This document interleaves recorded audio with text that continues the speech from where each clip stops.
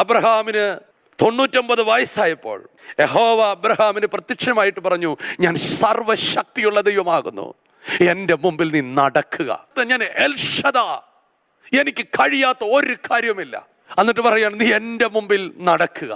നിനക്ക് കഴിയത്തില്ല, പക്ഷെ എനിക്ക് കഴിയാം. നിനക്കെല്ലാം അസാധ്യമാ, പക്ഷെ എനിക്കെല്ലാം സാധ്യമാ. നീ ഒരു കാര്യം ചെയ്യുക, എൻ്റെ മുമ്പിൽ നടക്കുക. നിന്നോട് എന്തെങ്കിലും കർത്താവ് പറയുന്നുണ്ടെങ്കിൽ അത് അവൻ്റെ മുമ്പിൽ ചെയ്യാനാണ് പറയുന്നത്. നീ എൻ്റെ മുമ്പിൽ നടക്കുക എന്ന് പറയുമ്പോൾ ഒരു കുഞ്ഞിനെ അപ്പൻ വിളിക്കുന്ന പോലെ വിളിക്കുക, ബാ നീ വരിക.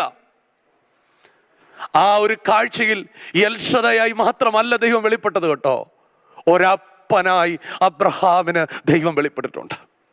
നിനക്ക് കഴിയാത്ത ഒത്തിരി കാര്യമുണ്ടാകാം, നിനക്ക് അസാധ്യമായ ഒത്തിരി കാര്യങ്ങളുണ്ടാകാം, നിനക്ക് പൂർത്തീകരിക്കാൻ കഴിയാത്ത ഒത്തിരി കാര്യമുണ്ടാകാം. പക്ഷേ നിന്നെ വിളിക്കുന്നത് അപ്പനാണ്, അപ്പനാണ്. ഓ ജീസസ്, നീ വരിക. എൽഷദായി വെളിപ്പെട്ടു.